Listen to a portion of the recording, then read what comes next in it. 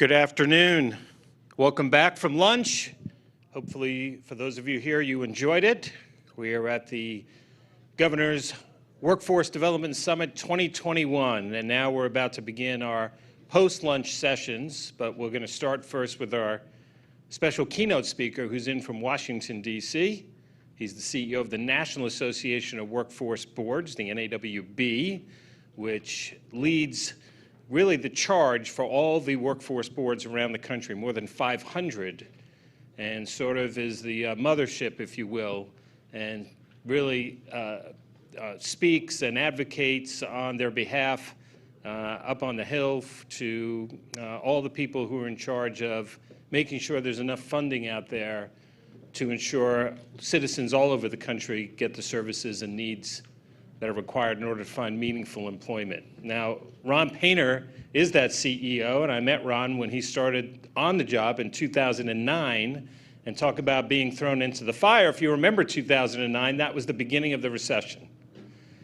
And the recession turned this country upside down, but we persevered. And like I've been telling people for a long time now, we'll persevere through COVID, through the worker shortage, through any other obstacles that are in our way. It's nothing but a bump in the road. A big bump right now, but I think Ron's perspective is going to be really interesting for the entire audience at home and here in person to really understand what's happening around the country, because as unique as the challenges are here in the territory, and they are unique in many, many ways, they're very, very similar to the challenges all over the country. So I think you're going to find out you actually have as much in common as you have different from cities and urban areas and suburban areas and rural areas all over the country. So please join me in welcoming our special guest speaker today, Ron Painter.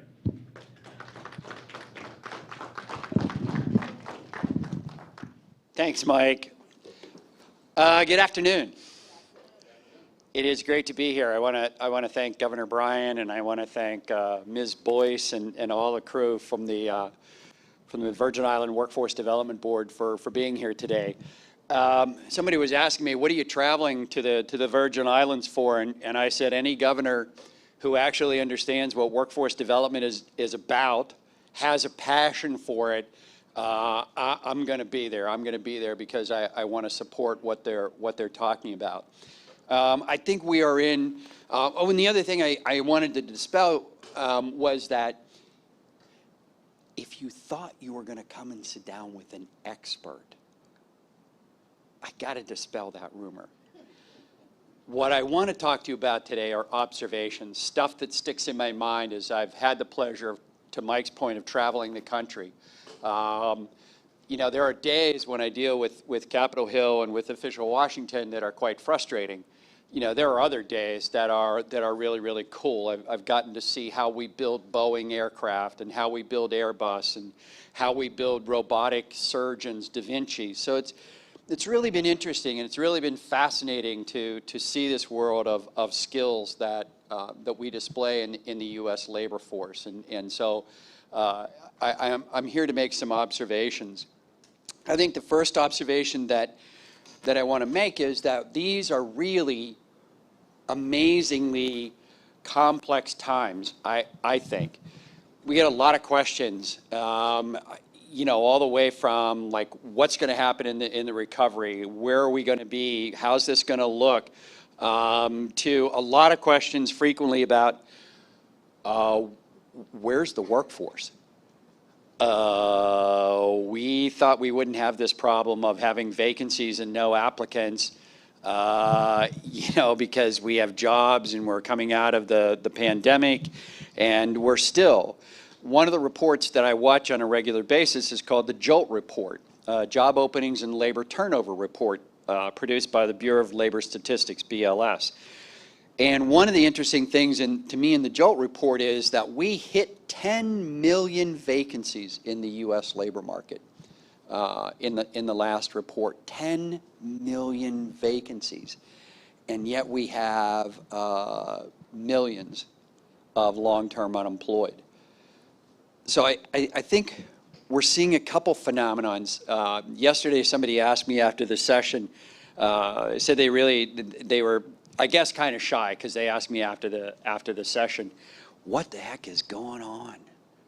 Like all these people leaving their jobs, like what is going on? And I think it's one of the things that, is so fascinating about the times that we are in. And it is a question of what is happening in the labor force. One of the things that we know, and I have to make another admission, now that my mother has passed away, rest her soul, I can admit that I graduated college summa cum barely. Well, one of the things they tried to teach me in college, and I know I could get schooled by the governor, was about economics. And they said that there are three primary factors in economics. One is land, one is capital, and one is labor.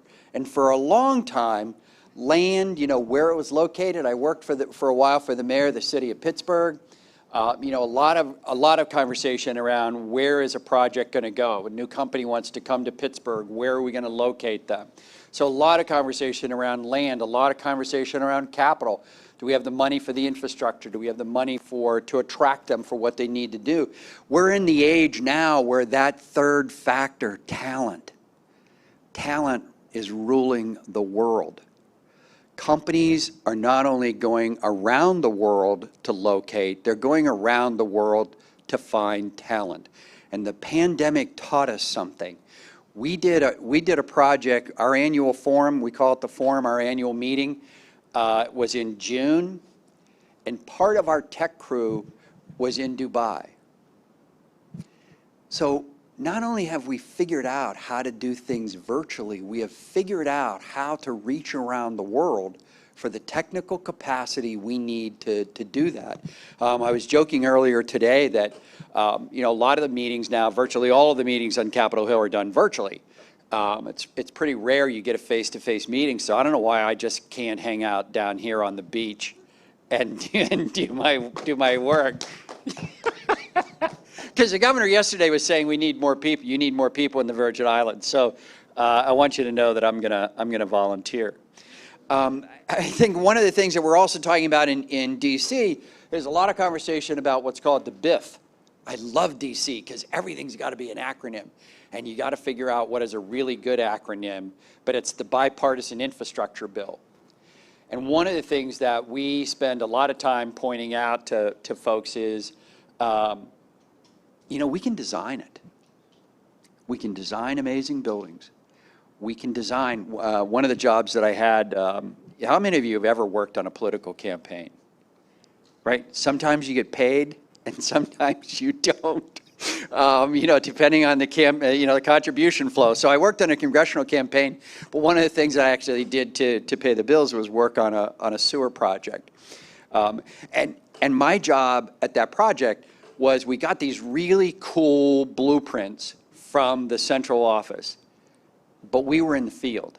So part of my job was to correct those drawings for where actually that pipe was in the field, because there was a difference. But the one ingredient that we also had to have that was critical was we had to have people who knew what they were doing to build that project. And so we can talk about doing infrastructure. We can fund infrastructure, but we need a workforce that is skilled to implement that infrastructure. And we have a serious need. We have a serious shortage of people who have those kinds of skills.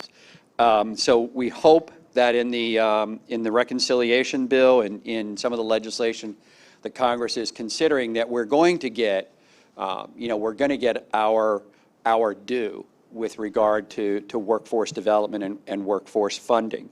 And I think, I hope I touch on it, remember to touch on it. I think a significant part of that has to be about work-based learning. When we look at what we honor, we're now deep into a number of years where we're really interested in apprenticeship. I heard some earlier today. The marine industry doing some apprenticeship. I know there's some going on in other industry sectors. We look and we send a lot of people over to Germany and Switzerland to ask them, well, how does this work? how does this work? How do you have such an incredible system? How do young people get involved in apprenticeship and then they end up and they're really good, and you guys are really good in manufacturing and certainly advanced manufacturing in Germany? Well, you know, one of the clues comes back to you and I, and that is in Germany and Switzerland, they respect people who hold that journeyman's credential. They respect them because they understand that that is as viable a path to a good career as what many of us did, which was go through PK through 12, on to college, and then on to grad school, or maybe we went to law school, or we went into medicine. So I think part of this that we're going to have to figure out as we go through this, and I want to try to cover like 3 things, and then hopefully end soon enough that we can get some dialogue or I can get some questions. I'd really like to hear what you guys are thinking is going on out there. But I want to talk a little bit about what we could be doing in workforce development. And when I say workforce development, I don't just mean like what Ms. Boyce has and the Workforce Department of Labor and Workforce has, which is WIOA, the Workforce Innovation and Opportunity Act, and some of that, but education and the university system and community-based organizations and anybody who thinks that they are doing training. You are a part of a workforce development industry. And we have to get the things we've got to do on our side around making sure our industry is as professional as it needs to be. But I want to talk a little bit about that. I want to talk about employers. I also want to talk to job seekers, because I think that there's a lot that I think the job seeker needs to do. And part of this is, and Commissioner, I don't know how we do this, but we have got to instill curiosity back into how young people see the world. I think inherently we're curious as kids, and then I don't know what happens. It's not my area of expertise. How about that? Have you ever had anybody say to you that education is not their area of expertise? No, everybody is. Commissioner of Education. Everybody's an expert. I'm not an expert in education, but you know, one of the things that's really crazy about what I have learned to do, and I'll tell you, share a really quick story about how I learned to do what I do. I was in local elected office. That's how I began my life. You know, it was really great, because unlike working campaigns that sometimes you got paid, sometimes you didn't, this actually had a regular paycheck, which was really stunning for me, and really amazingly, my parents were amazingly happy, especially with a political science degree, that he actually found real work and did that. But I moved over, I left elective office, and I went over to this organization that I was told handled some federal money, and they did something like, I don't know, we employ kids during the summer, and we do some of that stuff, and I don't know, it's federal money. So I went over there, and long story short, we got challenged to do more with young people during the summer. So we went and looked at what had been going on with civilian conservation corps, because we were hunting something called a teachable moment. How can you, in the midst of work, especially with young people, stop and get them to reflect on what happened and maybe what they had learned? And so since I headed up the organization, I didn't get to see the projects every day, so I went over into one. And if you're from up north, I know Adrian's here somewhere, and he would understand, if you want to have live trout in a stream, in a creek, you got to build, it's got to be fast and cold water. And so these kids had been building diverters to create a really fast, deep, and cold stream. And we were standing in the middle of the stream, and I was standing there with a young man who was explaining to me what they had done. And I understood from his crew boss that he was, quote, a special needs kid. And so as he was explaining to me what they did, remember, hands-on. These kids are hands-on building this. And he explained to me what they had done. And then, with a fire in his eye, he turned to me and he said, "Mr. Painter, that's called trigonometry." This from a kid who everybody said could not learn. So what drives me every day, and I hope what drives you as employers and people in workforce development and education, don't tell me we can't give people the tools to be self-sufficient. We can. We know how. It's a matter of, do we have the will to do it? And I think that's being called into question right now, because we're at a point in time where we really do desperately need skills. And we're also at a point in time where, interestingly, one of the factoids that struck me not too long ago was that my generation, the boomers, 3 million of us walked out of the labor market last year. Unprecedented numbers. 3 million, for a variety of reasons. More than anybody projected. So think about that. We took 3 million people and we said, they're out, they're retired. When we look at what happened to young men, particularly young black men between 24 and 55, we find that there's probably another 3 million of them not in the labor force, because what happened to them? We locked them up.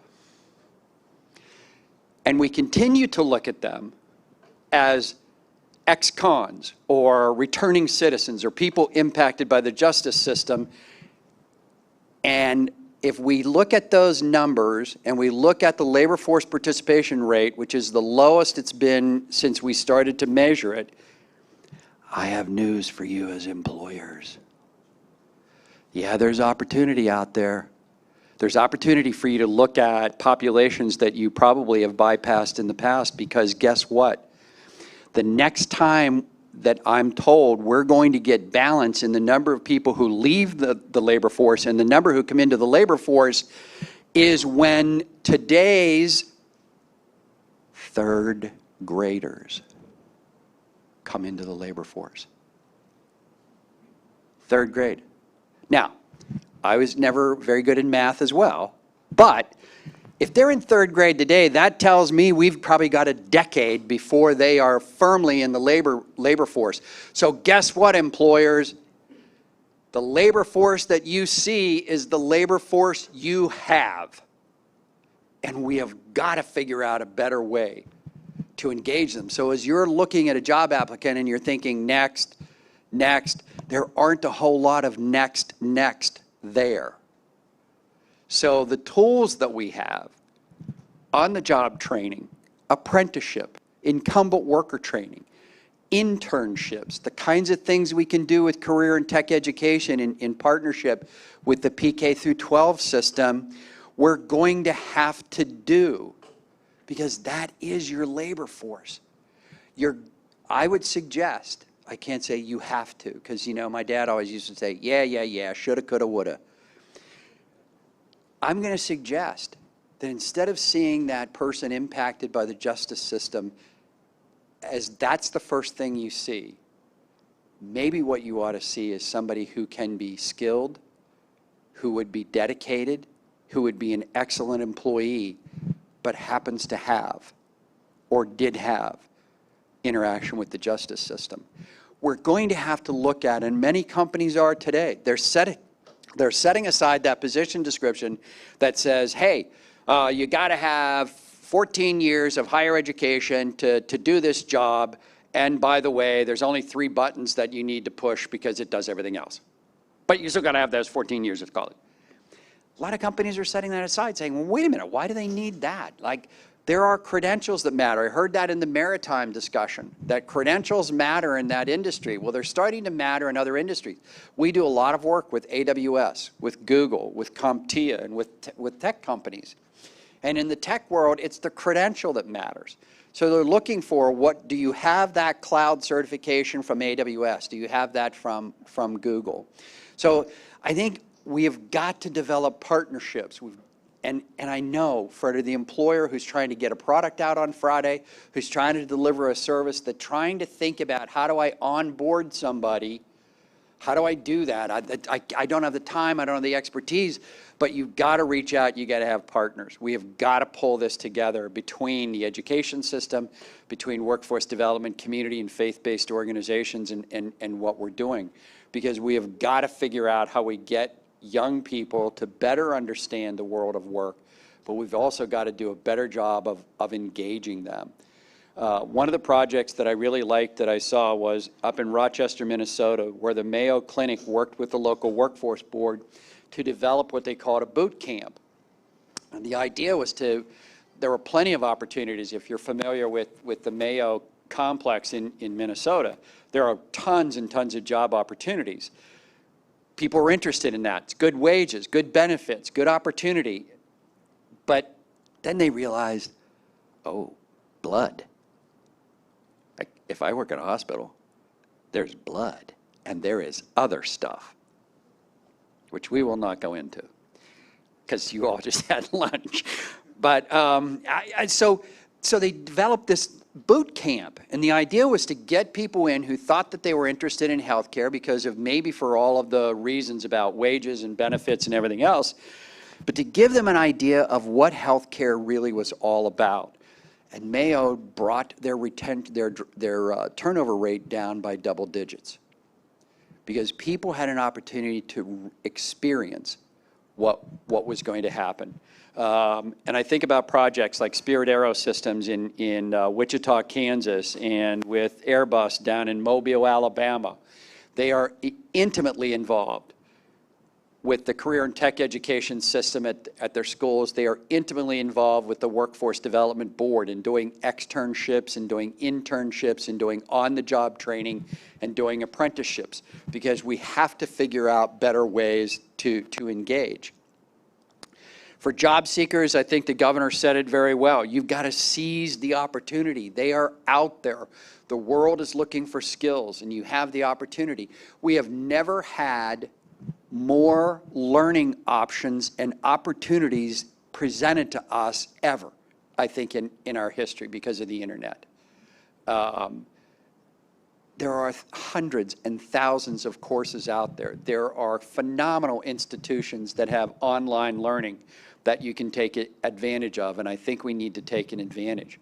Part of what I loved about the idea of the field trips and trying to get young people, trying to get anybody an orientation into what are the industry sectors that are important, is to get them to see beyond what I guess ordinarily you would see. How many of us walk into a hospital and we see like doctors and nurses, right? And maybe we see some orderlies. But there are hundreds of position descriptions. There are hundreds of jobs in every hospital. So you don't have to be around, you don't have to be direct patient care. You can be in the accounting, you can be in IT, you can be in other parts of the healthcare system. So we have to have a curiosity about what kind of opportunities and options are out there in front of us. Once upon a time, people wrote amazing stories about what automation was going to do. We don't have to write those stories today because we know what automation is doing. It's a part of everything that we see in every part of experience we have today. Recently, I was reading an article about a fast food chain that when you drive up through the drive-through and you want to place your order, you're not placing your order with a human. You're placing your order with a robotic system.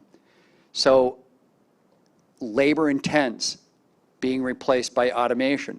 But that automation is going to require people who can build that automation system, can build robots, can program robots, can maintain robots, and can add to the work that they're being done.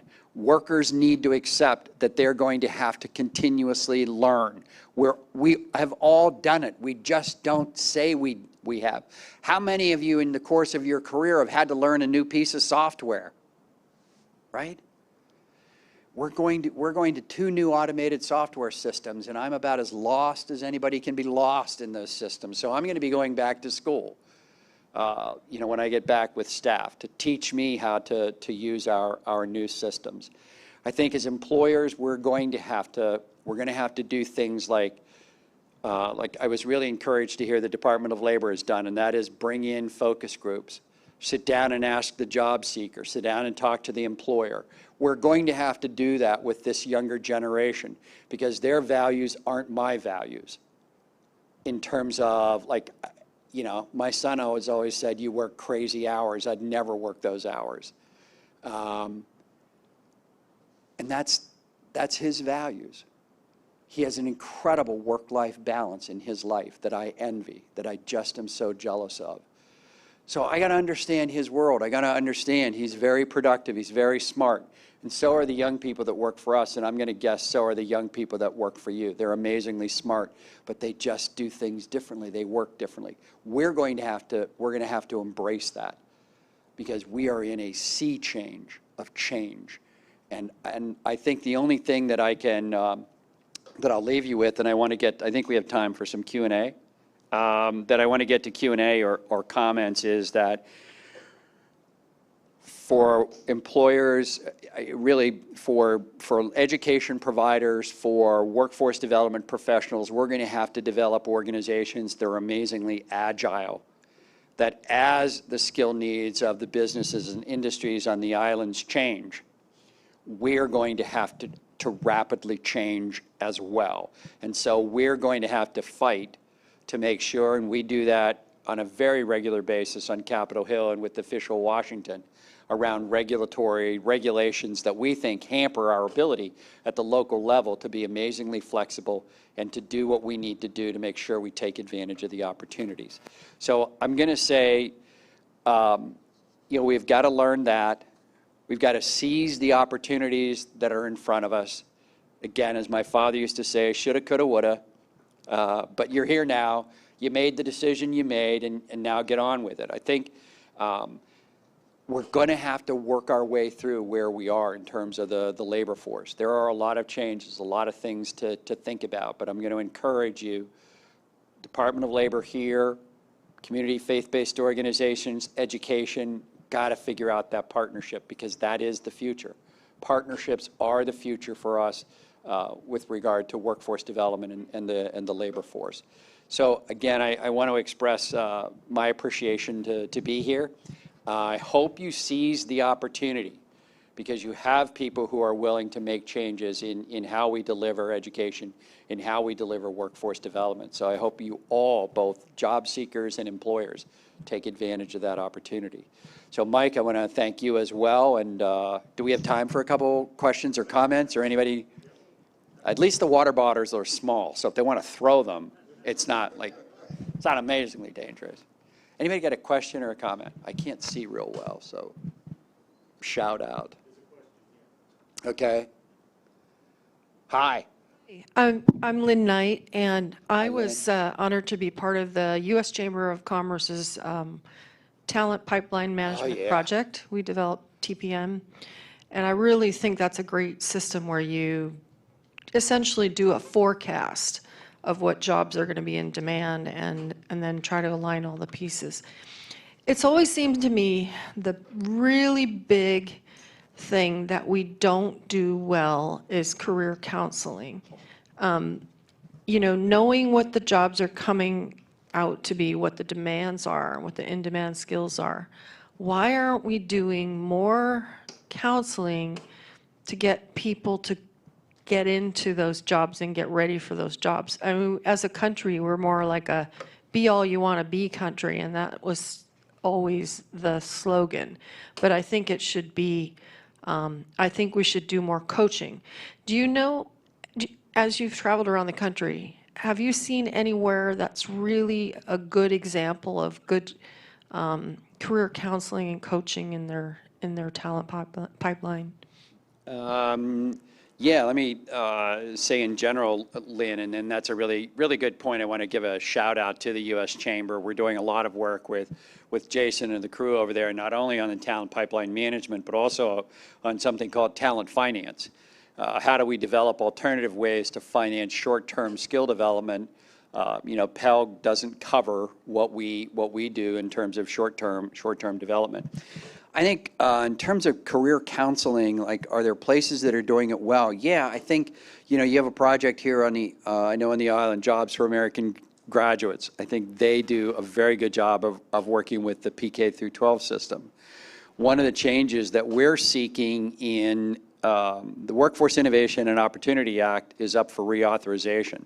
So we're working at how can we give the boards more play with not just the individual student, but with entire school districts with regard to labor market information exchanges, and something that a number of the boards have been doing, which is teacher in the workplace. A number of the local workforce boards across the U.S. are working with local businesses and local philanthropic organizations to fund PK through 12 teachers in businesses during the summer recess to learn, like, that math that you're teaching, what does that look like when you get into a manufacturing facility. There's also a new effort around career counseling that has been put together that is looking at how do we put career counselors in every high school. So I think there are, I wish I could tell you, like, directly, here's where you need to go to look at a really good project. But I know that there's a lot of that is happening with workforce boards, working with the schools in different kinds of programs, particularly with career and tech education. So we've seen some really good things there, really good partnerships there. I'd like to add to that. I'll use my teacher's voice. All right. So, here in the Virgin Islands, here in the Virgin. Can you hear me? Oh, I forgot. We're live. Good. Here in the Virgin Islands, we do have the challenge of filling positions, limited workers. So our strategy to that specific issue is training our current guidance counselors in our strategic direction forward, because we do have a challenge recruiting from the mainland and other places, as well as retaining locally. So the strategy is to provide training to our existing counselors with the career skills, knowledge, and competency so that they can service our students. That is in our strategic direction forward. And you mentioned a key, so that's our solution to that problem. You mentioned a key aspect of our strategic direction as well, which is partnerships. We have a number of pillars that we're using to help us to transform our department. And partnership is one of them. We cannot educate our children alone, and Governor Bryan made it very clear. He hit the nail on the head because it takes a community. We talk about the village, raising the child, and that is absolutely true. And partnering with private, public, for-profit, non-profit organizations is the only way that we're going to get the resources that we need, the diverse resources that we need, from human resources to instructional resources to operational resources to all the resources that we need. So partnerships is one of our key transformational pillars, so you're going to hear more about that as well. Hey, Lynn, as I think about it, there are two really quick examples I'll give you. One is in the Dallas area. If you've ever had a cell phone repaired, more likely than not, it came through Dallas, Texas. Logistics industry, the avionics industry, really critical. So as part of the board designating avionics in Dallas as critical, they brought in Northrop, Lockheed Martin, Bell Helicopter, a number of the companies in Dallas. So they started to develop, and I think it's, oh gosh, it's got to be north of 40,000 young people now in the Dallas area have experienced material that was developed between the business sector and the workforce board in Dallas, and that is in the PK through 12 system. The other thing they did was, with business footing most of the bill, they developed a game. So you can go on your smartphone and you can play a game. I've seen it, but it builds points. It makes points about the avionics industry in the Dallas-Fort Worth area.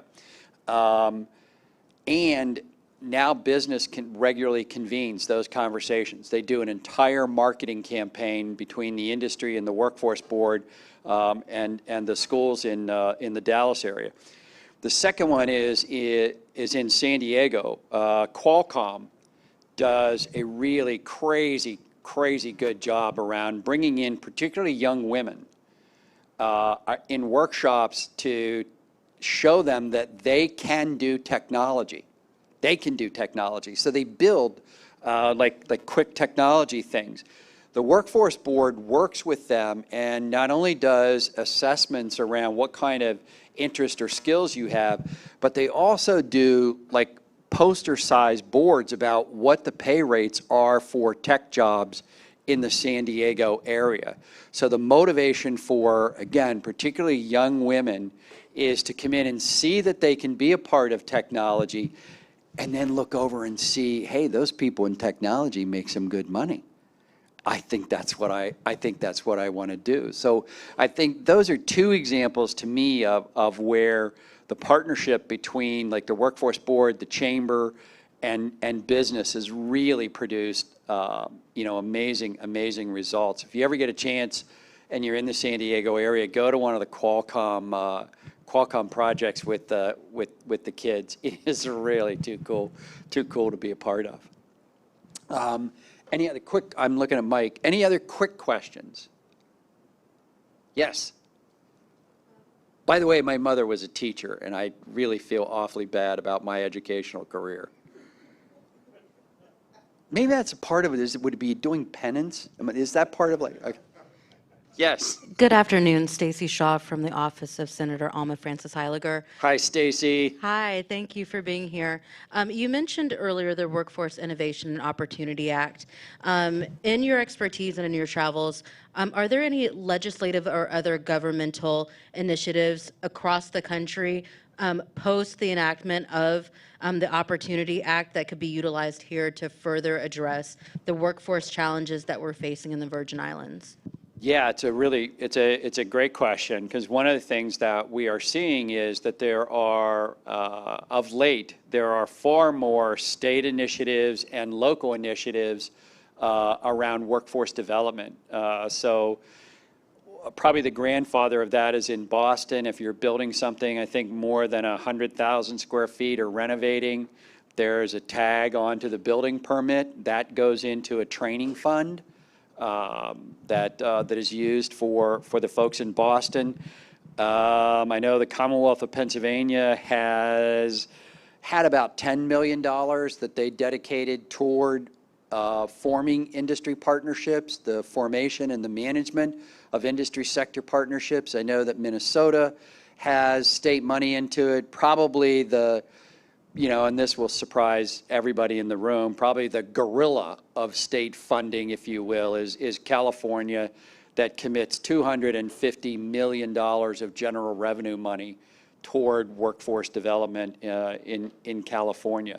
But we are seeing these initiatives grow across the country where locals are putting money into workforce development, and we are seeing states that are taking state general revenue money and they are getting it into workforce development.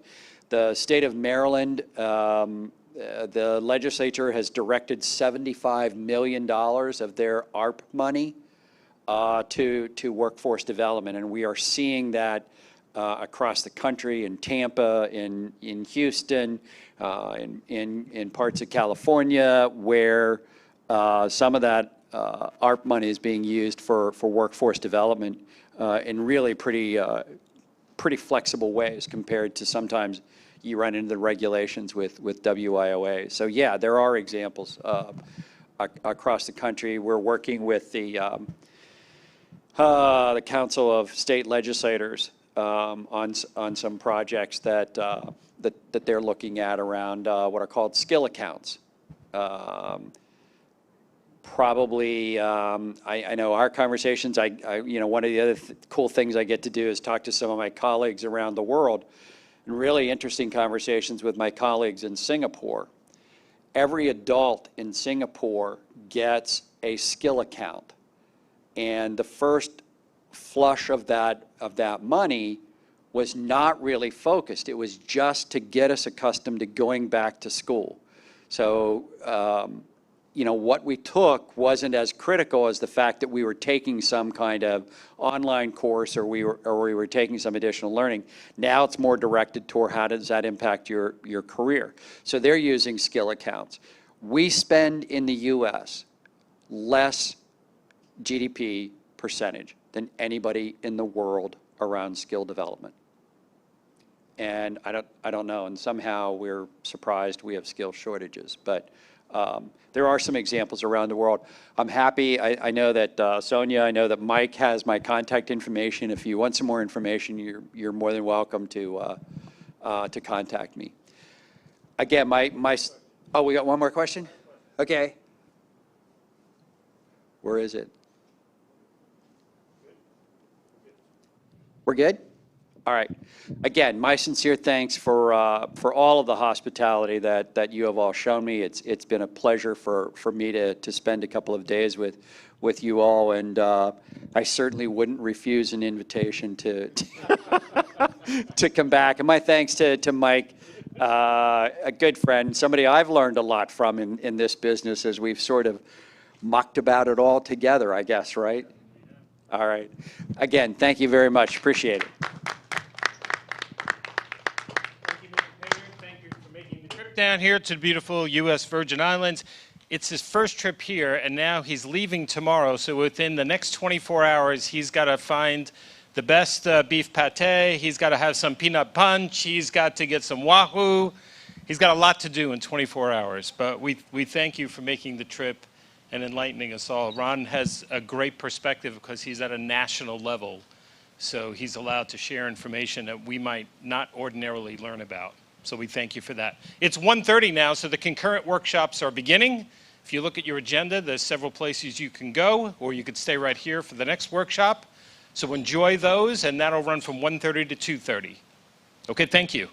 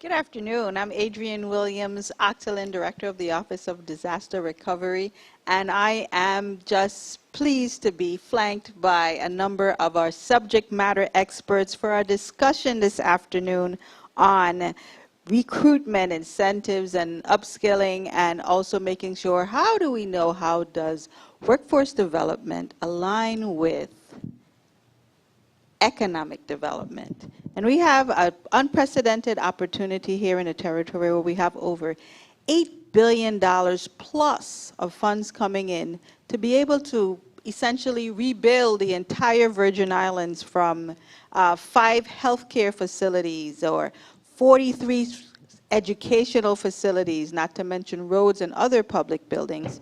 And in order to do so, we expect that we would have a number of projects that would require manpower to be able to execute these projects and rebuild the Virgin Islands to a resilient manner.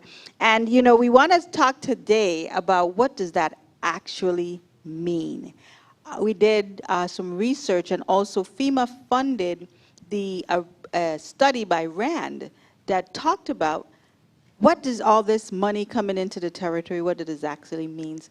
Well, one of the areas on workforce development said that if every able-bodied person in the entire Virgin Islands, that just means your mama, the papa, the adult children, everyone in the household was eligible to work, that we would need an additional 5,000 people in order to do the work that needs to be done to rebuild. So here is the opportunity. But of course, there's some challenges that we have to overcome in order to do so. So today, we have on, if we can't talk about workforce development without having the Honorable Dr. Hall from the University of the Virgin Islands, as well as we have Peter Chapman also here with us, and also we are flanked by none other than Wendy Wheeler. And I'm teasing Wendy because Wendy said, I hope you're not going to ask me all of the hard questions that you did yesterday. Well, we had a very good conversation on this topic, and we found out, you know, the things that are going on at the RT Park, and also all the things that are going on at the University of the Virgin Islands, and we heard about 2040 through the Economic Development Authority from Wheeler. So today, let's just, we'll open up by just getting your overall thoughts from all of your perspectives on aligning workforce development with your economic activity. We'll start off with you, Dr. Hall. Thank you very much, and good afternoon to everyone. I want to applaud all of you who were interested enough to take time out to be here for this discussion. I'm honored to be here with our distinguished panelists and moderator, and want to thank the organizers of this event because it is very much appropriate. My opening remarks are brief, and it is just to say that focusing on the linkages between workforce development and economic development is something that all of us have to participate in. It is not something that just the university can solve or any other particular entity, but the university sees this as one of the fundamental parts of our mission. The second point that I want to make is that it is not a static situation. It is evolving and developing all the time, and that is what makes it challenging, is for us to know exactly what those needs are, because as we offer new degrees, new certificates, and other types of programs, we shouldn't be excuse me, doing it just because we can come up with a good idea. We should be doing it because there is a demand for it, and that it is going to lead to the type of society that we want. And so that makes our role somewhat challenging, to always know what that is. And the second point is that external events can shift what those needs are. And so the Office of Disaster Recovery has really been a preacher and advocate, reminding us of the fact that we have to do so much rebuilding in the territory is going to require individuals with different types of skills that we probably needed before, but not at the level that we will need now. And so as a university, we had to respond, or are in the process of responding, to that chorus that is saying the needs are a little different now, and how can you come to the table and help us address those? So having a discussion like this, the broader conference and this panel is something that I am honored and privileged to be a part of. I will certainly, as we go along, share more specific things that the university is trying to do in this regard. But I asked all of us, not only the people who are on the panel, but individuals who are in the audience, like our Commissioner of Education and others from key agencies, that we all have to be partners in trying to address this, because no one entity can solve it. Thank you for that, Dr. Hall. You said that I keep with the chorus. You know, when I get a mic in my hand, I want to sing. The only one problem is I can't sing. But so Chapman, Ms. Peter Chapman, you are doing something interesting over there at the RT Park. So I'd really love to hear what your thoughts on the topic. Thank you. I would be glad to, but let me first also extend sincere thanks to Ms. Boyce, who made sure that I got here, along with Commissioner Malloy and the governor. It was great to spend time with him this morning. And it's great to be with you all and with my fellow panelists, including especially Dr. Hall, who is on my board. So he gets to hear my gobbledygook all the time. But I think in the way of introductions, it's probably appropriate just to give a 5,000-foot level view of the RT Park and what we are, because we are still, unfortunately, despite our best efforts, we are somewhat of a mystery to a lot of stakeholders within the territory. And in giving you that overview, I want to talk about where workforce development, we call it talent development, particularly talent acquisition, where that rests within our model. But again, at a very high level, the Research and Technology Park Corporation is a now 19-year-old, very specialized economic development organization that was established really with the expressed purpose and objective of diversifying our economy beyond, oil refining, hospitality, rum production, by really harnessing opportunities within the tech sector, which I can define for you later in this conversation. And we were at our founding, and just Google Title 17 of the USVI code, and you'll see this in detail. We were established with the express purpose of, among other things, investing in the workforce. So as a comprehensive economic development organization, you do a lot of things, right? You have to focus on entrepreneurship programs, because that is critical to building a tech ecosystem. You have to focus on physical redevelopment. A lot of people don't know that that's part of the RT Park's mandate. So we're working on a little project on St. Croix, some of you may have heard about, called Tech Village. But core to our model is investing in our workforce. And that is because, and it sounds like, just rhetoric, but if you don't have the right complement of talent to people and fuel the organizations that you're trying to attract to this market and also help grow and scale, you are nowhere. So at the RT Park, we've really, I think, evolved the model over the last 3 years so that we are fulfilling the mandate of Title 17, which is to become a comprehensive economic development organization. So we're really just getting started. We're in the very early stages of this reform effort, and one of our initiatives focuses on really expanding our labor shed. So when we talk to tech companies, whether they are engaged in specialized software development, whether they are engaged in medical device technology, it always comes down to where is your talent and where do I draw my people? So we, as a tech-based EDO, economic development organization, there are certain benefits to having an affiliation with the university. So the university is a critical source of our talent. But we don't have the requisite people in this market to really help us become the sort of tech hub that I would like us to become. So what we've done over the last year, year and a half, and Leon Hughes, who was one of our accelerator entrepreneurs, has helped us develop this technology.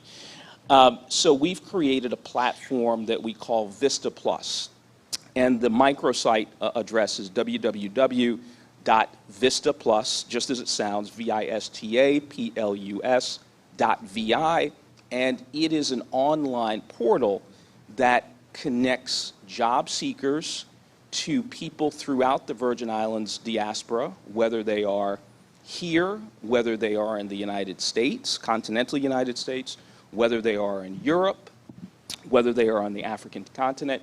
It connects them to individuals within the diaspora who have certain credentials and certain skills, so that as those companies are looking to become settled here, as certain companies are looking to expand here, they can access the Virgin Islands talent base, not just from our, from our physical shores, but from throughout the diaspora. And so this is, not necessarily a grand or original concept, but it's not something that's been done here. So this represents really our foray into hardcore talent development, talent acquisition. We're doing other things, but I wanted to just share that with you as an illustrative example to get the conversation going. So very interesting things going on at the RT Park. There you go. Okay, hi. I would like to thank, first and foremost, Ms. Sonia Boyce for giving me this opportunity. Of course, our CEO is unavailable to present, so he did ask me to step in. I am Wendy Wheeler, the Human Resources Manager at the Virgin Islands Economic Development Authority. So for me, I like to simplify things based on the topic that we're discussing. Is in order for us to understand how to align something, I think we need to first define what it is to see how it ties together. So as it pertains to workforce development, that talks about ensuring that people have the skills, knowledge, and abilities to do a job or obtain a job. But economic development focuses on us growing businesses and job opportunities here in the territory. So part of what the Virgin Islands Economic Development does is help with job creation and wealth generation. And by doing so, we have a team of talented employees who assist through various components within our agency. Starting with our Economic Development Commission, we offer tax incentive to business investors who invest into our territories and try to prepare opportunities for our locals to get jobs here in the territory. And then we also have our Enterprise Zone Commission that helps to revitalize our blighted areas within the St. Croix, St. Thomas districts, like Christiansted, Frederiksted, and Savant and Garden Street in St. Thomas. And we also have the opportunity to provide capital to small businesses and consultation through our Economic Development Bank and our incubator program. And last but not least, the Economic Development Authority offers commercial lease space for businesses. Right now, I believe we're at 90% capacity in St. Croix. We have 158,700 square feet of space in St. Croix, and we have approximately 20,000 square feet available at our park in St. Thomas, but that is actually at 100% capacity. So with that said, from my HR background, as it pertains to aligning workforce, I think first and foremost, we had the pre-COVID type mentality. So we have to try to start transitioning people, changing their mindset as to what it is the future holds for us. And of course, tech is one of those areas because everything pretty much now is virtual. Of course, we're here today to have that social interaction, the connection, but we have to learn how to connect virtually. So with that, I think we need to re-examine our labor market to see what our employers' needs are and what it may be for the future to create those job opportunities for our workforce.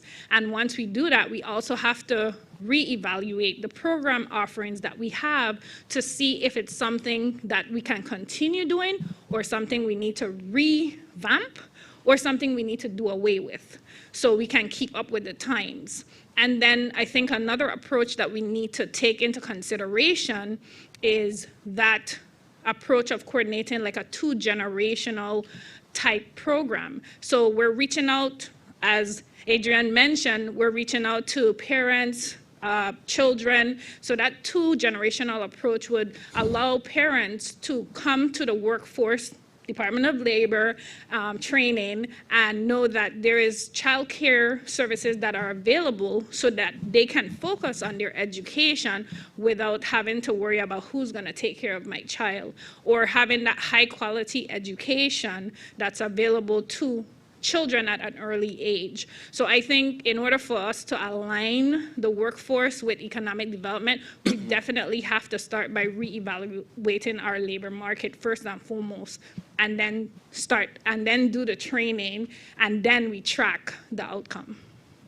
Well, thank you all for your opening comments. And I heard a lot of recurring themes, and I'd like to the fact that we are in agreement that, of course, workforce development is definitely tied to our economic development, and we're always trying to attract businesses. There's components in all of your functions that we want to be able to attract businesses to the Virgin Islands. And the companies send their scouts out and they come to check whether or not how's the infrastructure, how's the healthcare system. Am I able to get people to actually do the work? Because I'm not going to import everyone if I want to start my business here. I should be able to get people already here who are trained in my area of expertise or the services I plan to provide. Individually, I'd like to hear, what are you doing, or what types of initiatives that you have right now that will help to make the Virgin Islands much more marketable to new business? I'll start with you, Dr. Howell. Thank you. There is a danger of sitting next to you, right? You're like closest to the teacher. Yeah, I would like to share a few examples of projects the university have been working on. But before getting into them, I would just like to emphasize that sometimes workforce development is viewed narrowly as just talent development. That is, we need to make sure we have the people, and that is critical without a doubt. But we also have to broaden the lens to say that we need to initiate projects that will have an impact on the quality of life in the Virgin Islands, because the people here need it, and also those who are considering relocating are concerned about those things as well.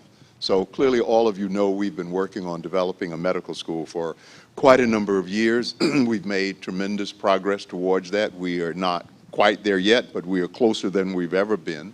And that is certainly about talent development. We want to have more of our local Virgin Islanders become physicians and stay here or go away for their residency and come back. But it is even broader than that. It is trying to improve the quality of health care across the Virgin Islands, because people leave when they feel they can't get what they need here. And we know that people leave temporarily all the time to get their health care off island. And part of that is, unfortunate, their perception that the hospitals here are not academically inclined, cutting edge hospitals, the clinics as well. And I think that's a misnomer in a lot of ways. But the reality is, hospital facilities associated with medical schools do provide better care, because there is this infusion of new ideas, of training, etc. So we want to bring this off, this massive transformative project, not just so that there are more doctors who are produced and recruited, but so individuals who are here and those who are thinking about coming feel comfortable being in the Virgin Islands because all of us are concerned about our health care. And this pandemic has made that point in a stronger way.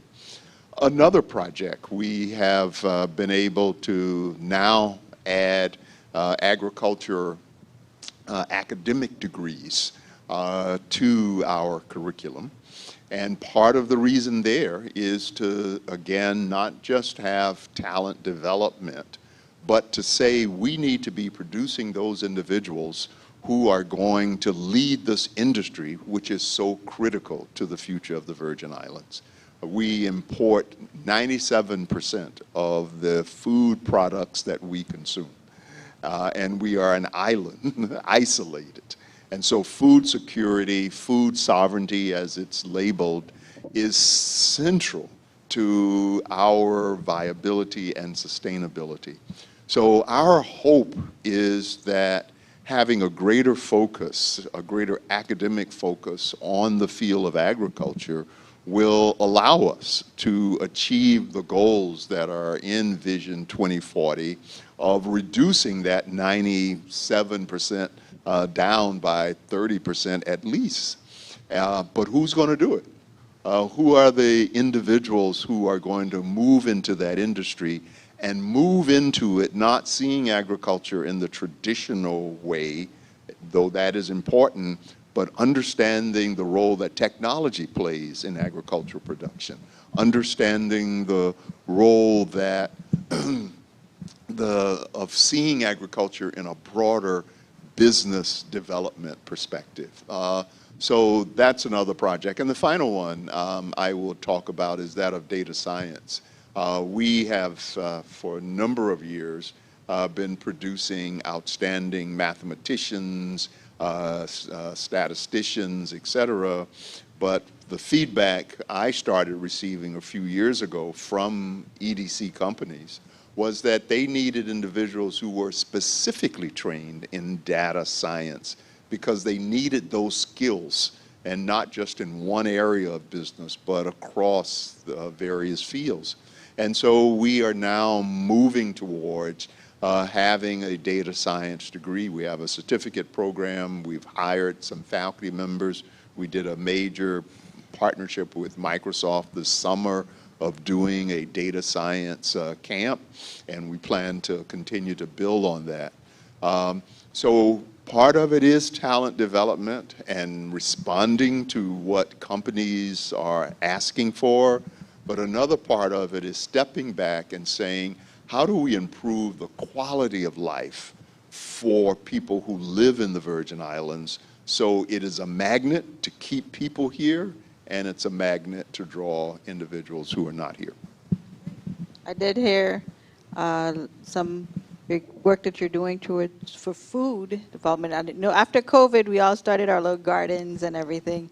If you're depending on my garden to feed the rest of the Virgin Islands, we're in a lot of trouble. All right, so let's hear what's happening over at the RT Park in terms of your contributions to this solutions for this problem. Sure. So you're going to hear some themes that are very similar, very consistent with some things that President Hall has laid out. So I think why don't we start with food? So the RT Park, as this very interesting public-private partnership that we are, we've embarked on a project some of you may be familiar with on St. Croix that we call Tech Village. At some point, we'll do some rebranding because it's not about traditional tech. It is primarily about creating a place, a physical place where we can attract and house more sustainable development companies, particularly sustainable agriculture companies. And just to be clear about what we mean when we talk about sustainable agriculture in our world, we're talking about commercial scale businesses. There's nothing wrong with subsistence farming. I know that that's part of the agricultural legacy of the Virgin Islands, but in order to chip away at some of those numbers you heard from Dr. Hall, in particular, the fact that we import 97% of our food product. In Puerto Rico, it's 89%, which is not great, but that's better than here. We have to attract and help grow more food-oriented companies that have the ability to serve this market and other markets. And I'm not going to use technical, economics terms, about trade areas and stuff like that, but that is a critical focus of Tech Village. So Tech Village, just to give you some specifics, it is a multi-phase project consisting of, or that will consist of, roughly 18,000 square feet of research and development space that will be heavily marketed, actually is actively being marketed now, to sustainable agriculture companies. The anchor tenant is going to be a St. Thomas-based biotech company that has received IP, or intellectual property, on a process for growing clean or toxin-free root vegetables. So that's really what anchors the project. We, recognizing that we have myriad needs in the Virgin Islands, more housing is one of them. We are planning and constructing, because we're not just constructing, we're developing, planning this stuff. We're urban planners as well. 66 units of market rate housing. So these are going to be rentals. These are going to be apartments. And combined, those two phases are going to be about $24.7 million. We will also have, as part of this first phase, really most of the site, roughly 65% of the site that we're targeting on St. Croix, which is about 30 acres, we will have most of that site set aside for what we call venture farming. So our anchor tenant, which will be heavily involved in agricultural research, they will be partnered with the university in their effort. They will have land, and others will have land to help begin the process of growing on an experimental basis some of the food products that they've developed technologies for. In the second phase of this project, we are going to have a hotel, a teaching hotel, as we call it, which will be privately financed, as will 85% of the project, and it will be made available to the university to support its hospitality management program. And so as we do in other aspects of our core operations, we're proud to be able to provide this resource for the university, because that particular asset in phase 2 will also support, this wholesale quest of workforce development, talent development, and so forth and so on. So Tech Village is a very, very critical project. I'll pause there before going on to other stuff, because folks may have questions about that, or Ms. Williams may have questions. I just wanted, so the location for the Tech Village is on the university's campus? No, it's actually land directly across from the UVI St. Croix campus. So it's on Centerline Road. If some of you are familiar with that area, it's a roughly 30-acre site that hasn't been farmed. It's designated as farmland, and it hasn't been farmed in 49 years, literally. So this is a real opportunity for us and the territory to put this severely underutilized asset to productive use, and not just give lip service to issues of economic prosperity, sustainable development, but to really pursue a project of scale that will have beneficial impact to myriad stakeholders in the VI, not just on St. Croix. I'm Wendy. Yesterday you spoke about being a University of the Virgin Islands graduate. And Dr. Hall was pretty excited about the fact that he was getting some free marketing help from his alumni.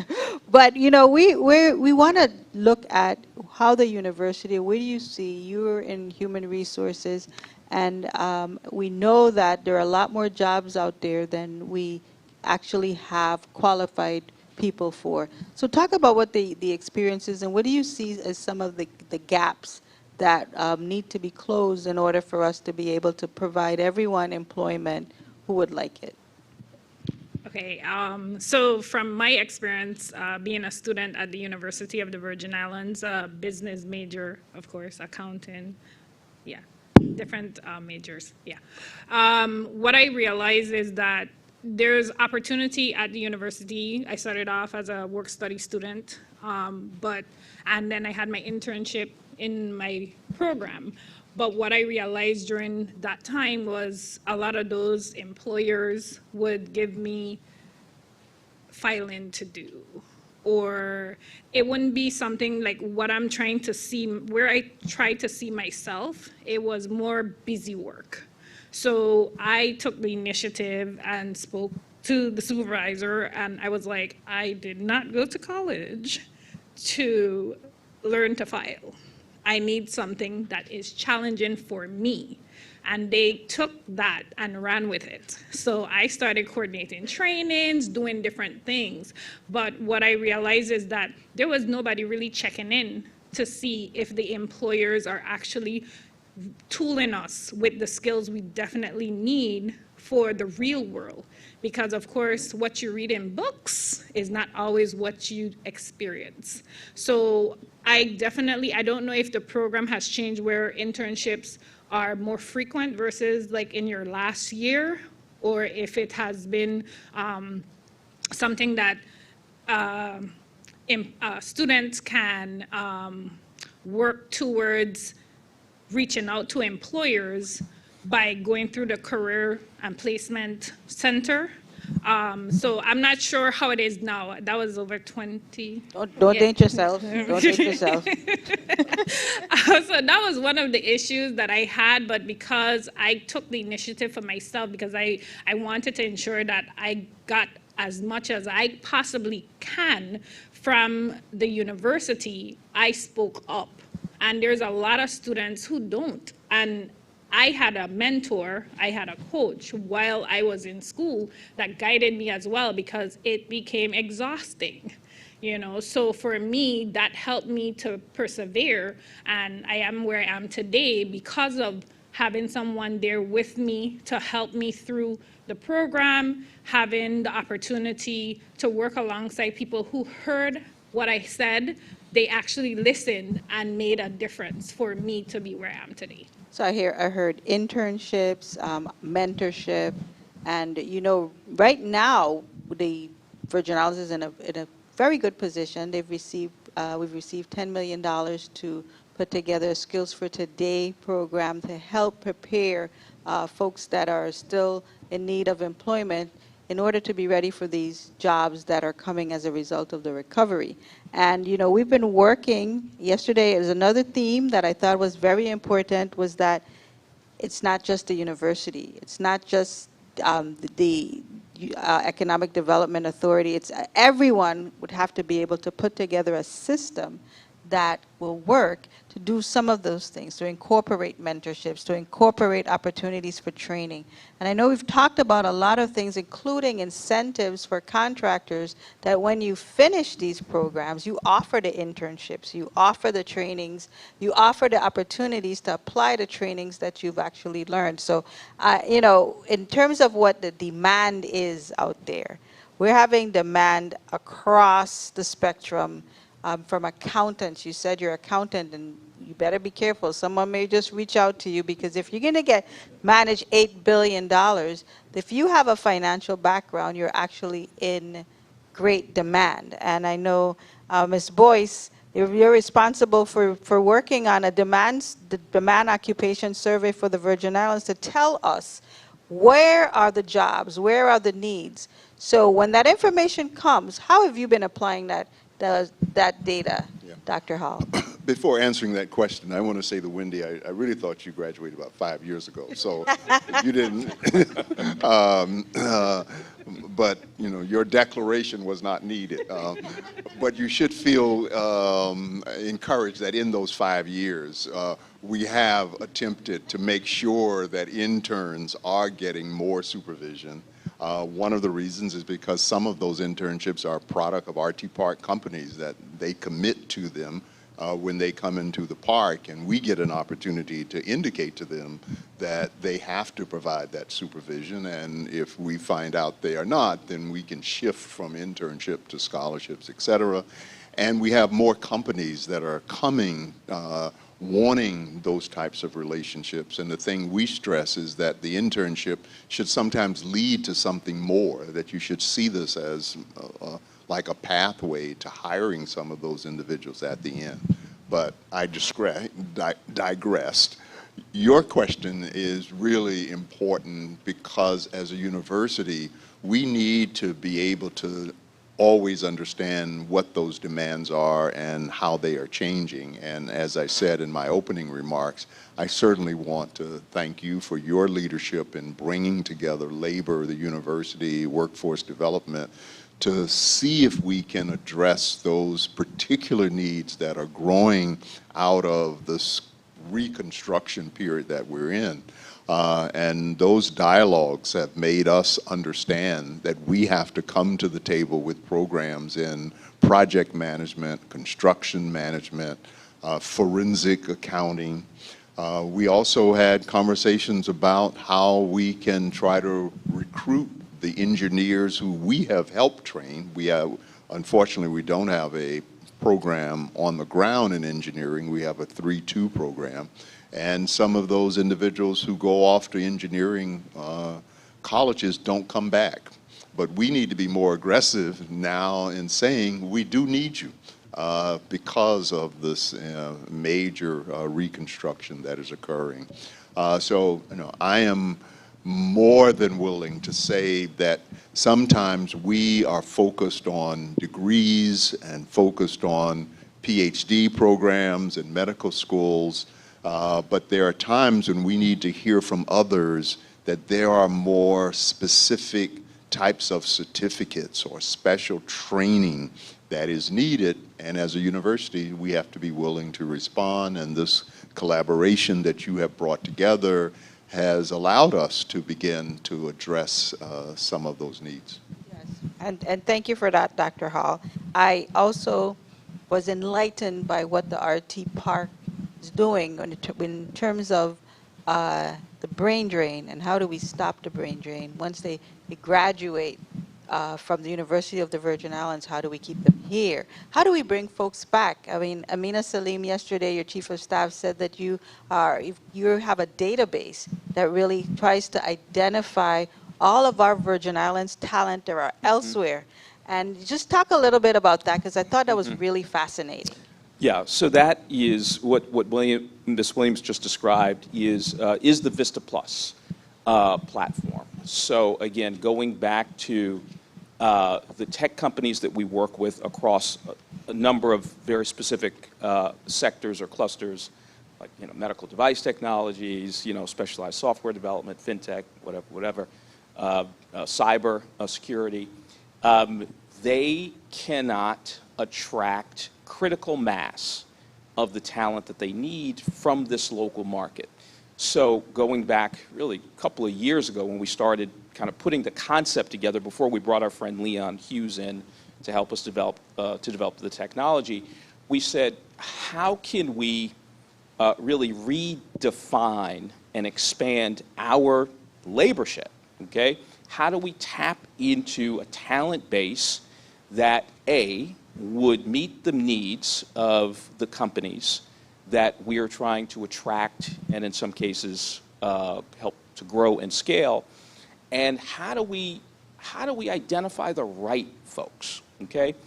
I love it here, but I know, and my team members and colleagues know, that the Virgin Islands is unique. We're not for everyone.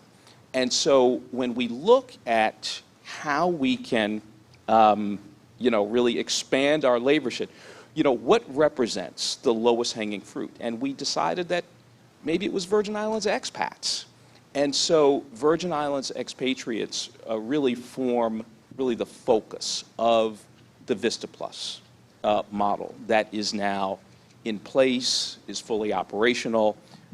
We've begun in earnest the process of getting individuals, talented individuals, logged into that database, but we have to do some work this coming year in really getting out there, which is difficult in the middle of a global pandemic, but really getting out there, going to certain markets where there are critical mass of Virgin Islanders, particularly on the mainland U.S., to encourage them to register their credentials, register themselves in our database, so that when we are really out there recruiting more tech companies, and we've got, I think right now, 74 mature companies in our program, and we've got another 14 accelerator companies. So as we are recruiting companies here, we can say to them, look, you don't have to limit yourselves to people who are currently residing in the Virgin Islands,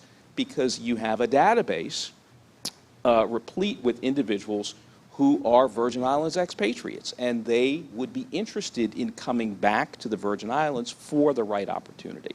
So that's what Vista Plus is all about. And it's pretty exciting. We've done, most recently, we accompanied the governor to Atlanta to be able to promote the opportunities that are here in the Virgin Islands for Virgin Islanders. And it's something you always talk to people and they say, I want to come back home. But some of the things that prohibit us from returning home, of course, on a very simple scale, you know, when I was younger, they would always say, they don't have any malls. Can't come back because there's no malls in the Virgin Islands. But then when you get older, you forget about the malls and you're like, what's the healthcare system? We're concerned about healthcare. And then, of course, if you're raising your family, it's really the high cost of housing in the Virgin Islands. So, you know, the initiative that I heard you're working on with the NRT Park to provide housing is critical for moderate income families. In addition to that, you talked about the correlation with economic development. Also, I know that the university also has a multi-purpose complex that you're planning to construct on St. Croix. Is there any correlation that's being put into the planning so that the hotel that you mentioned before can serve as a hotel that will facilitate, you know, attendees for various activities at the planned multi-purpose complex? And it's for either one of you. Yeah. Well, let me begin because the multipurpose facility will serve as a magnet for large-scale sporting events, and therefore, when that occurs, we will need to be able to house individuals close by. I want to emphasize it will also serve as a shelter when there are disasters that occur in the territory, and it has been created to serve both of those functions. That is, to clearly serve as a revenue generator, serve as a facility for our students on campus, because we do not have an equivalent of a sports and fitness center on St. Croix as we do on St. Thomas, and that will address the particular need. But the other connection or nexus between the hotel project that Peter mentioned is the simulation, the medical simulation center that will be on our St. Croix campus as well. Because in addition to training local physicians, nurses, EMTs, part of its mission is to attract physicians from the mainland who are looking for sophisticated medical training using simulated modalities, and also looking to have a vacation while they're here. And so we see the hotel project as being an important resource for the Medical Simulation Center, in addition to the multipurpose facility that you mentioned.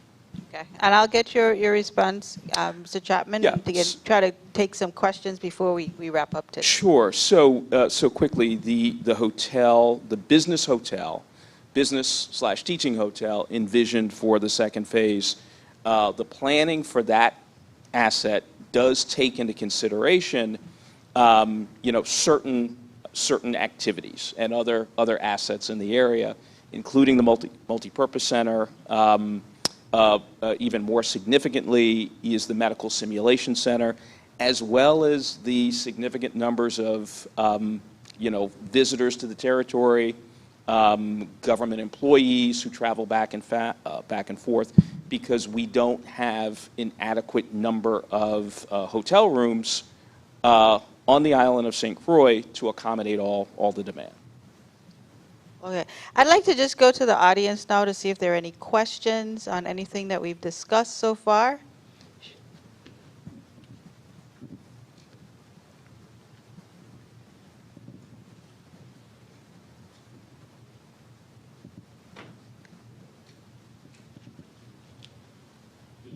Good day, folks. Dr. Hall, Peter, Ms. Wheeler. Education. Dr. Hall, you are a critical component to the education here in the territory. And we've been dealing with some challenges for some time with the product that we are producing. What concrete things is the university doing to make some leaps in improving the product that it's producing, particularly in the area of education, teachers? I had my son had an interaction for a few years at one of the elementary schools, and the principal, I had to have a conversation with the principal because of what was taking place in the classroom with some of his teachers. And she did a sidebar with me and said, you know, Ray, I can tell where they went to school. And I'm like, okay, this is not a good thing. And it really is, when my son, my elementary school age son at the time, had to look at me and say, Dad, that doesn't sound correct. When we have the first day of orientation and we have a teacher in the classroom that's not speaking grammatically correct, and my elementary school aged kid is saying there's something wrong here, and I bring it to the level of the principal, and she's further explaining to me some of the challenges that she is facing. What can the university do, if it can do something, to address some of the quality issues? Because you're producing a product also. Okay, for me, if I'm not producing a good product, my competitor is going to replace me. Okay, so that's my question, because it impacts our workforce issues. Sure, education is extremely critical, and we always want to ensure that students across the board, but especially those who are going into education, are operating at a quality level. One of the things that we have done recently is to ensure, at least in the School of Education, is to ensure that the curriculum itself is revised and updated. We have a new dean of the School of Education who has a mandate from the provost and I to not only ensure that quality exists, but also that we're being very innovative in how we are training the teachers who are to go out into the workforce. One of the things that your comment demonstrates to me is that we need probably a stronger feedback loop between what the system, the department is seeing and what we are doing, because we can have our standards in regards to what a student has to take and pass before they graduate, and they certainly have to be licensed in order to move forward. But we also need to know if there are individuals who haven't met the standard, may have met our standards, but have not met the standards of the department, so that we can make adjustments as necessary. So I and the provost and I are often looking for concrete feedback so that the dean can make adjustments if there are weaknesses in the curriculum and if there are other aspects of what we're doing that are not lined up. Part of the problem from a broader standpoint is the difficulty we've had in attracting students to the field of education. We have seen our numbers go down consistently over the years, and I'm sure that may have something to do with the hurricanes, the pandemics, and everything that we've gone through. But I think we collectively need to strategize with how do we make this feel more attractive to students, to make them choose education over business or some other field that may be paying more, et cetera. And the reason I raise that is not to say that numbers answer everything, but you can be more selective. And I'll give you a parallel. Our School of Nursing, which has, I think, an outstanding reputation for producing individuals who go out and achieve a lot, are able at the second year of a student's progression to say, you are not ready to even enter our School of Nursing because there's a greater demand on the part of the students than the space that they have. In other areas, and education is one of them, we're taking everyone who comes because the numbers are smaller.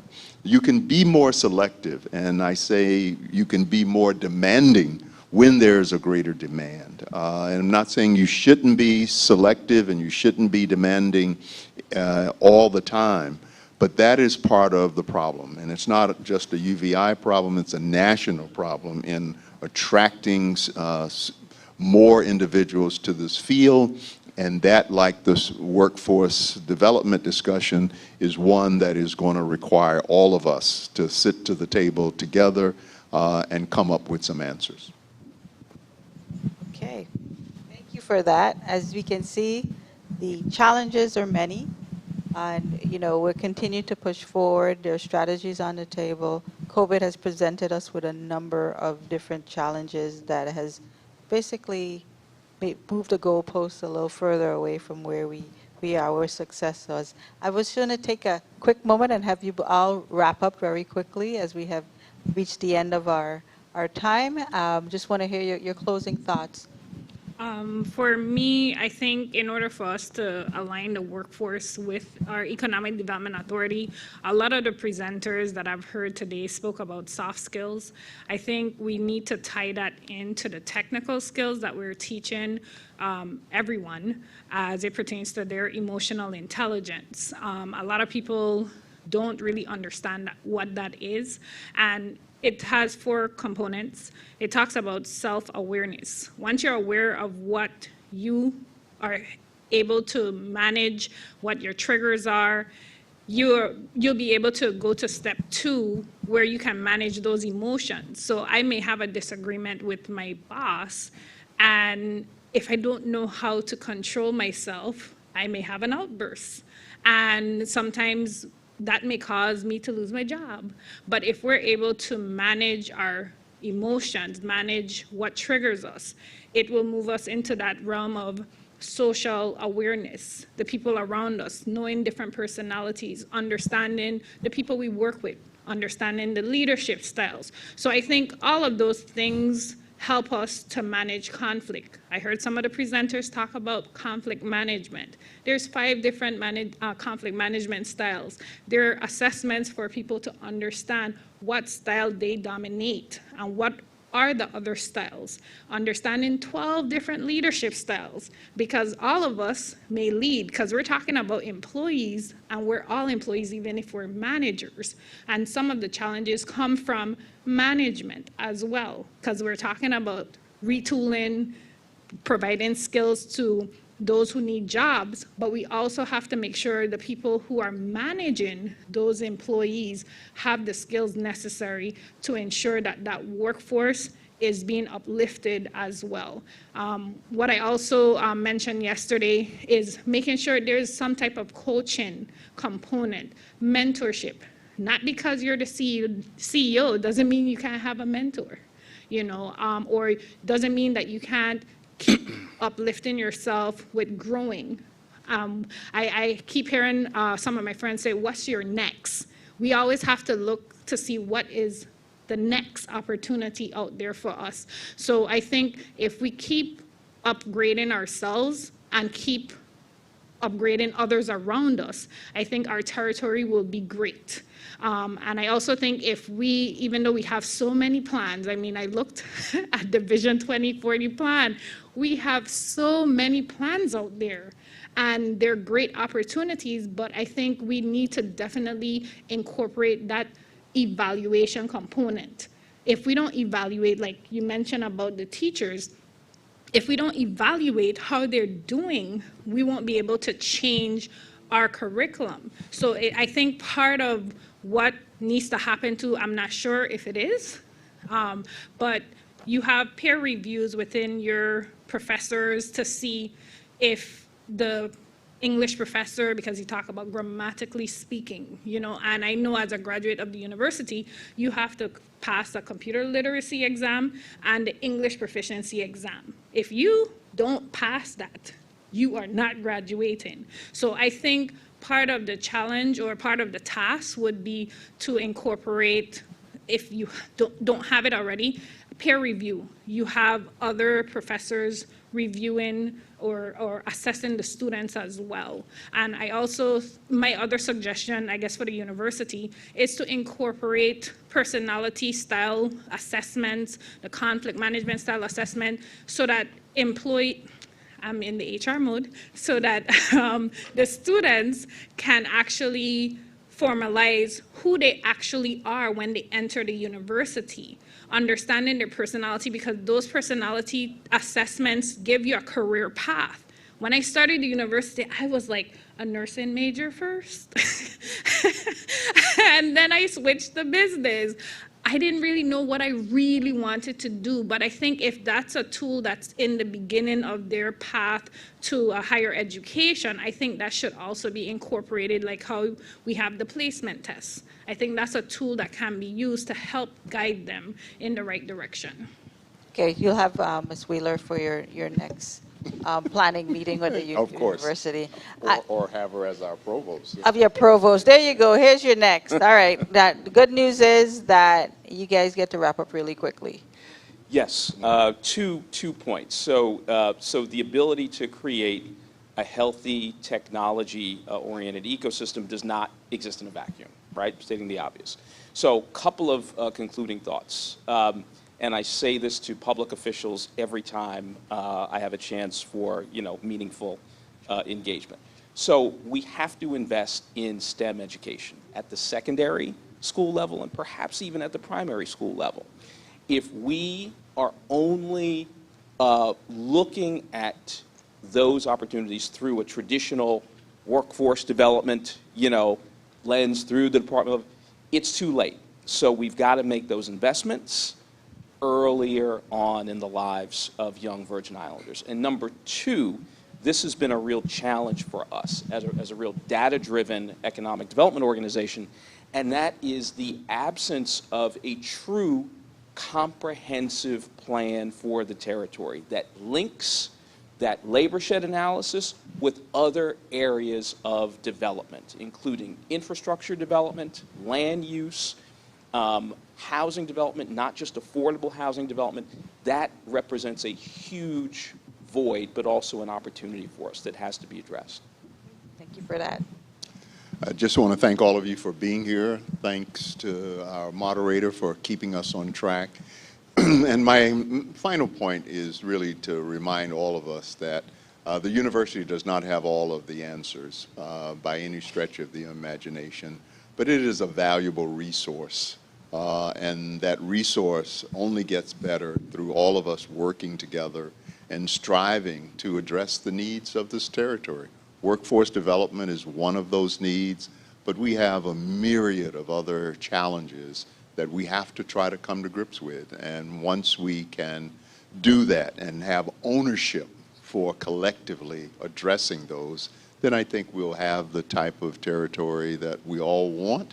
And we will have to run people away because everyone will want to be here. Thank you. Yes, thank you. Thank you, Dr. Hall. And at this particular time, the harvest is plenty, but the laborers are few. but we will continue to employ all of the strategies that have been discussed here, the initiatives that have already started. I just wanted to also publicly thank Dr. Hall and all of his team over there at the University of the Virgin Islands. Also, Ms. Sonia Boyce with the Workforce Investment Board and the work that they're doing to ensure that we are building a comprehensive plan for workforce development in the territory. This initiative from, of course, the governor who it runs in his veins that we have a strong workforce, and also that correlation to our economic development. I want to thank you to all to continue to move forward. You know, it is as the keeper of the $8 billion, $8 billion in our accounts or in our shed is of no use for our economic activity and our economic development. So may we find the people and we get the work done and we build a better quality of life here in the Virgin Islands. Thank you for listening.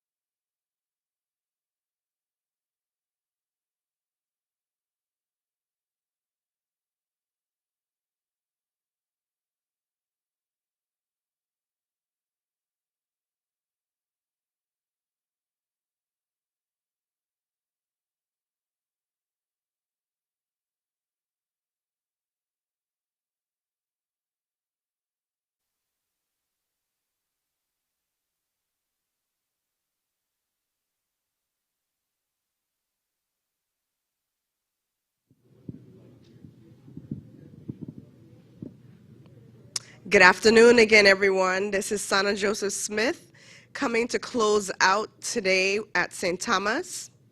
We hope that you've received several nuggets to help you start your journey on your new career or advancing the career that you currently have, or perhaps you got information if you are interested in being a service provider, or even better if you're an employer and you're looking to hire some of our awesome Virgin Islanders.